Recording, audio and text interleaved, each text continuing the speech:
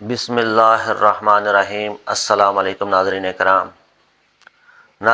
جیسا کہ ہم سب جانتے ہیں کہ ہمارے نبی کریم صلی اللہ علیہ وآلہ وسلم نے جب دین کا کام شروع کیا تو آپ سرکار صلی اللہ علیہ وآلہ وسلم کو کن مشکلات کا سامنا کرنا پڑا، کیسے کیسے لوگوں نے آپ کی مخالفت کی اور آپ نے سب کا مقابلہ کیا اور الحمدللہ دین کو ہر طرف پھیلا دیا۔ اسی طرح صحابہ کرام نے بھی اسی طرح محنت کی، اسی طرح تکلیفیں برداشت کی، مخالفتیں برداشت کی اور دین کو پھیلانے میں لگے رہے۔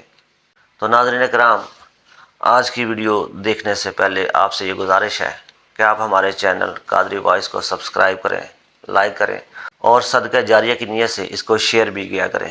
تو ناظرین کرام، چلتے ہیں آج کی ویڈیو کی طرف۔ نبی اکرم صلی اللہ تعالیٰ علیہ وآلہ وسلم کی مقدس حیات مسلسل جد و جہد ہے، مسلسل کوشش ہے، مسلسل کاوش ہے۔ رسول پاک علیہ السلام کی زندگی وداعیا الی اللہ باذنہ وسراجا منیرا، حضور داعی الی اللہ، ہر وقت لوگوں کو پیغام حق دے رہے ہیں، پیغام دین سنا رہے ہیں۔ ہر وقت فکر ہے محبوب کو کہ لوگ جلد از جلد اپنے دل بدل لیں، ایمان پکے کر لیں، سچائی، دیانت، امانت داری، وعدے کی پابندی، رزق حلال ہو، زبان اچھی ہو، اخلاق بہتر ہو، کردار سازی ہو، امت میں پاکپن ہو، وداعیا الی اللہ، اللہ کی طرف دعوت دے رہے ہیں۔ اور اس رستے میں اگر دشمن کفر، شرک یہ رکاوٹ پیدا کرتے ہیں تو پھر حضور تلوار اٹھاتے ہیں، پھر نبی پاک علیہ السلام جہاد کا لباس پہنتے ہیں، پھر حضور صحابہ کو تیاری کراتے ہیں۔ پھر محبوب پاک علیہ السلام نے اس طرح کام فرمایا، اس طرح عملاً جد و جہد کی کہ اگر صحابہ خندق کھود رہے ہیں تو حضور بھی چٹانیں توڑ رہے ہیں۔ جو چٹان صحابہ کہتے ہیں ہم سے نہیں ٹوٹتی تھی، وہ بھی مدینے والے محبوب نے ہمیں توڑ کے دی۔ فعال زندگی، جد و جہد والی زندگی، کوشش اور کاوش والی زندگی، باہمت زندگی، تگ و دو والی زندگی۔ ملت کے جوانوں، یہ کیوں سوچتے ہو کہ میں اتنے سال کام کروں گا پھر آرام سے بیٹھ کے کھاؤں گا؟ کیوں آرام سے بیٹھے؟ یہ جو عشق ہوتا ہے یہ کوئی آرام سے بیٹھنے دیتا ہے؟ یہ جو محبت ہوتی ہے یہ کوئی آرام سے بیٹھنے دیتی ہے؟ اقبال کہنے لگے وقت فرصت ہے کہاں، کام ابھی باقی ہے، وقت فرصت ہے کہاں، کام ابھی باقی ہے، نور توحید کا اتمام ابھی باقی ہے۔ 4.5 ارب کافر کو مسلمان کرنا ہے۔ هو الذی ارسل رسولہ بالہدی ودین الحق لیظہرہ علی الدین کلہ، حضور کے دین کے جھنڈے کو لینا ہے اور یہ وہ دین ہے جو دنیا میں غالب ہونے کے لیے آیا ہے۔ اس دین کے غلبے کے لیے جد و جہد کرنی۔ نبی پاک علیہ السلام فتح یاب ہو کر پورا، اللہ کے رسول علیہ السلام نے فتح، ان فتحنا لک فتحا مبینا اذا جاء نصر اللہ والفتح، پوری فتح اللہ نے دی، مکمل دین کر کے رسول پاک نے عطا فرمایا۔ آپ کی توجہ ہے میری بات پر؟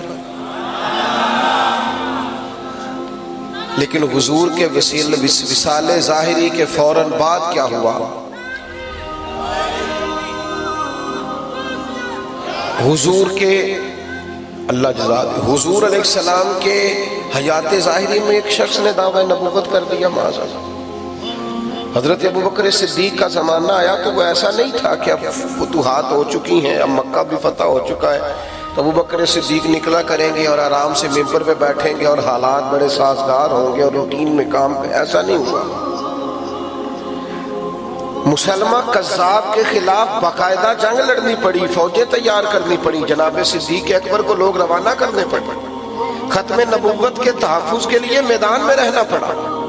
پھر منکرین زکوٰۃ پیدا ہو گئے، ہم زکوٰۃ نہیں دیں گے، پھر جناب صدیق اکبر کو اس کے لیے تلوار اٹھانا پڑی۔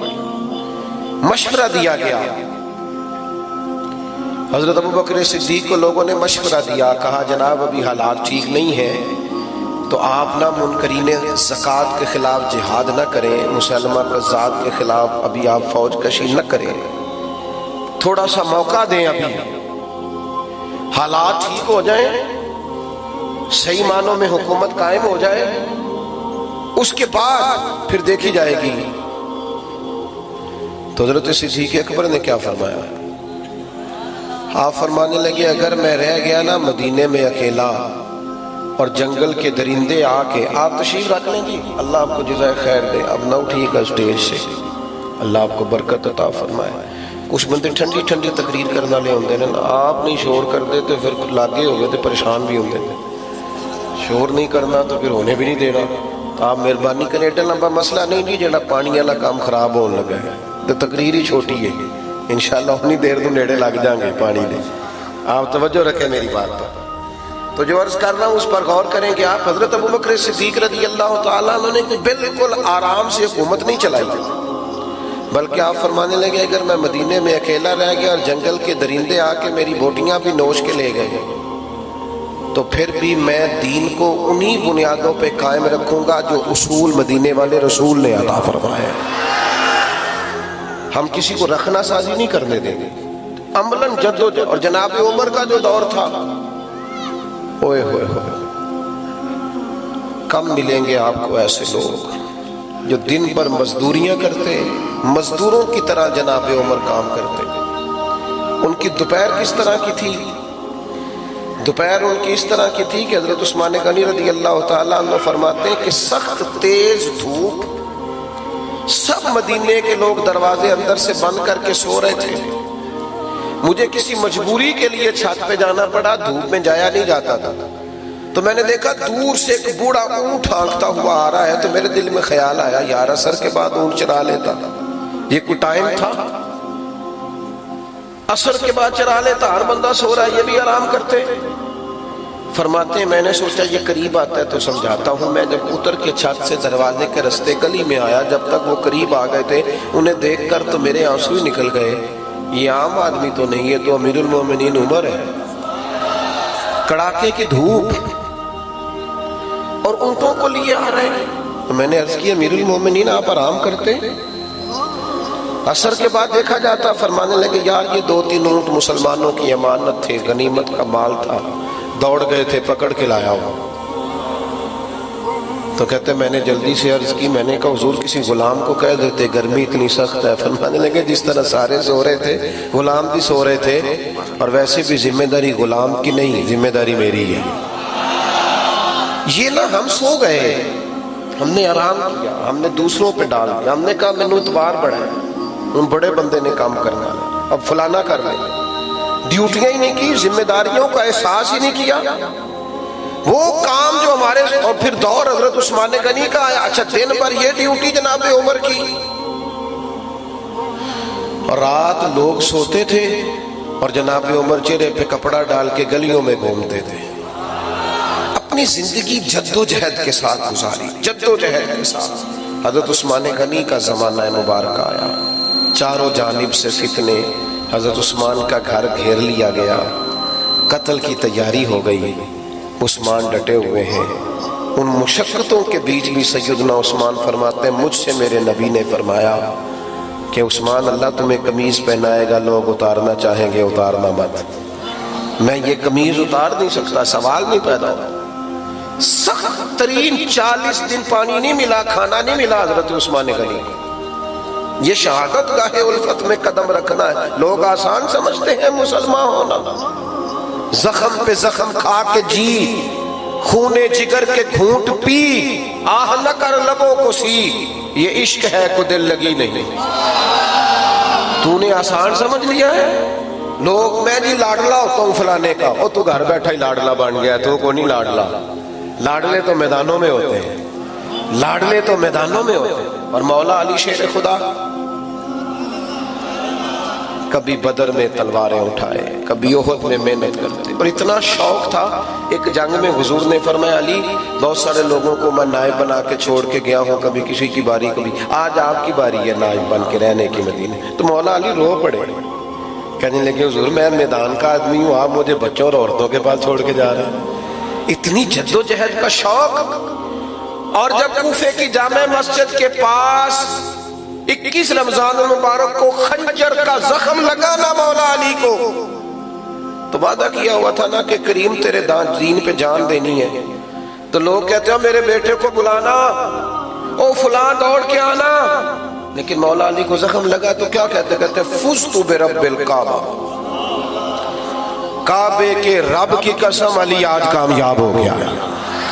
اور لے سجنا سا توڑ نہیں بھائی، آ جان بھی دیتی تیرا تیرے. اپنی زندگی جد و جہد والی بنائے. امام حسن بھی شہید ہوئے، زہر دیا گیا، شدید تکلیف. لیکن کمال پتہ کیا ہے میرے محبوب کی اولاد کا؟ کمال پتہ کیا ہے؟